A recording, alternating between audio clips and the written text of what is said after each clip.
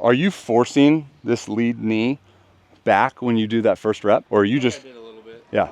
Okay. So I was gonna say, dude, like that's what happens when we have the pelvis positioning when our foot's loaded. Like yours right now, when I was looking at the video, like you're loading so good, but there's just that little point where like your front part of the foot gets closed. That dictates like the tibia position. So then it has to freaking go, instead of just, So that's why I like blending these where it's like I'm open, feel the rhythm there, and then boom, right into a step back, brain just get to open, right? And you're uphill too, so it's gonna be an exaggeration. Yeah, so with the lead leg block, it's like your hips kind of coming back, right? Yeah, so like that's my biggest thing with guys that throw harder than everyone else. The biggest commonality I see is like this front hip, like there's a point in which it actually goes backwards. Yeah. And that's like all forward energy. The thing about the crash dummies, you know, in a car, hitting a brick wall, right? Like those guys are freaking flying. It's the same thing. Like we're blocking all forward energy to send up. And then that's when this mechanism happens. That mechanism is not going to happen. And a lot of kids will try to force it because it looks visually good, but they're forcing just knee extension. The whole idea is like literally timing and positioning, but it's tough in an act that takes 2 seconds or 1 second, you know? So it's like we do the alignment to find out where your block needs to be. Some guys' block needs to be open. Some guys need to be freaking closed. I think your block is more so getting your front part of that foot to open up that knee. So when you do land, it can then just send up, right? Send up and back instead of like having to go land, clear, go. And it's gonna happen on the slope uphill. It's just timing so much different. And then we'll blend it into a regular throw. Yeah, and it does that anyways. Yeah. It just does.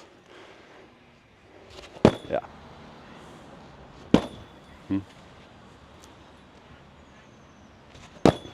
Okay, good. So now with the first part of that drill, you can see that it starts to cave in, right? So you have the positioning, and then as soon as your torso rotates, this is gonna fall inward. That's the whole concept too of like segmented progressions is like, yeah, they're super simple, but we don't realize how many compensations will occur. So it's like sturdy, but then it goes out, right? Like it comes back into the position that it was in, which allows for the knee to extend as the pelvis really rotates. Yeah. The idea with this one is you're so loaded that you don't give yourself enough time to then transfer that load. So when you do land, right, just look at the posture in comparison to, and again, you're uphill, dude, you're gonna be late to rotate, right? That's the whole concept. But the posture there correlated to like where you were at in the segmented, we're just trying to bridge the gap. But you can see why your lead leg block does that, because it's got a clear after anchor, which then sends more energy that you don't transfer from the drive, and it sends it into flexion. So if we clear, then it's like all this could just be dead, boom, throw an extension. You know what I'm saying? For the sake of it, let's just do that where we go uphill rep and you go here. I'll get that, Matt. Pull back, boom, throw. And I almost want you to feel like use the uphill as a ramp to like push off. I tell this to everyone, dude, like the hardest I ever threw in my career, the one feeling that I had consistently, which is crazy because you can't really get back to it, was like I felt like when I landed, I was like pressing against it, like a that feel. Like you ever watch David Price when he was really good?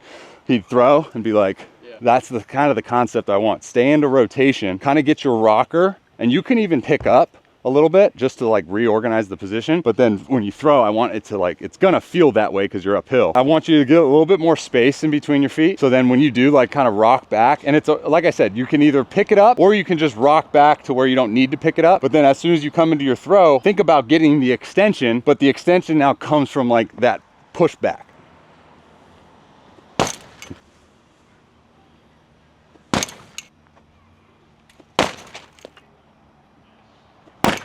So this is just like probably your best viewpoint of getting that dialed in. Like your pickup now, and it just goes right back down. It doesn't cave in. Well, it caves in a little bit, right? But now as your pelvis starts to rotate, that thing's strong to absorb it. That's why it's coming back like that. It's funny too, because everyone I tell that story to of like what I felt those moments when I threw hard, they're like, yeah, I really like that feel. I'm like, I know, but it's tough. We can't, it's hard to get there because gravity's pulling us in the opposite direction of when we're uphill. You know what I'm saying? So it's just hard to like grasp that position. And now the slope's gonna actually align us even better because it gives us more time to unravel our pelvis. Yeah, just be patient with the head.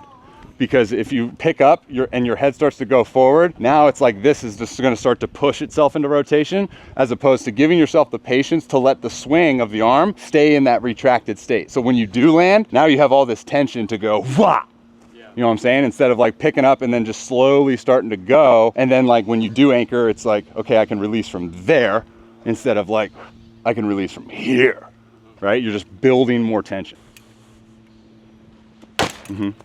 Yeah. And usually those types of byproducts will come from like the radar gun. You'll just see like the 2 or 3 miles an hour, like right away, just because of tension based, right? Like say you create 100% stretch, but then you start to rotate early and you only have 70% to disperse, as opposed to like, I create 100, let's try to stay in 100.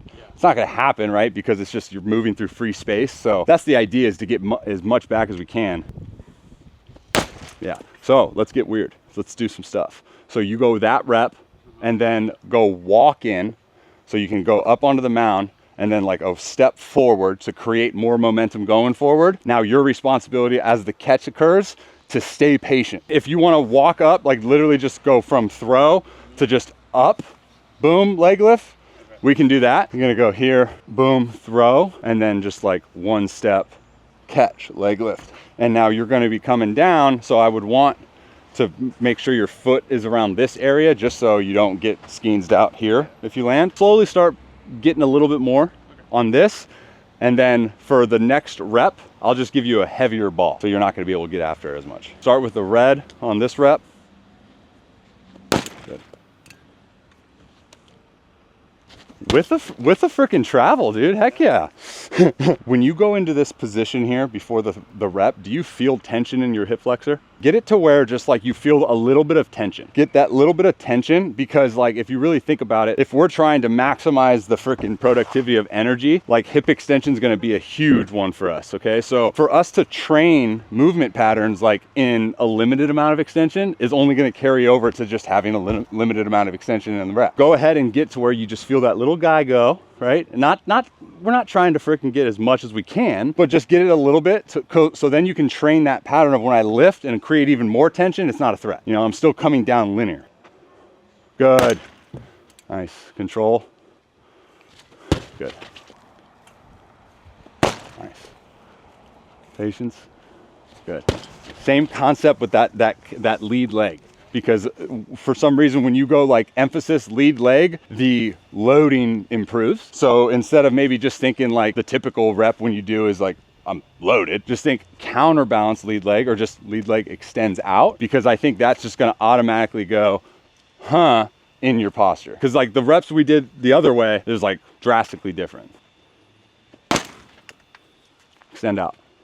Yeah, dude, because now we can actually find that like the timing in which this needs to unravel is literally so much better when it's extended out, as opposed to sometimes it kind of just gets lazy. And now it's like we're just coasting laterally down with our pelvis, and it's like doesn't quite know when to snap. But if we get it out, then it's like, oh, as soon as this foot's gonna come down, the foot opens up, that opens up this backside, right? They work together.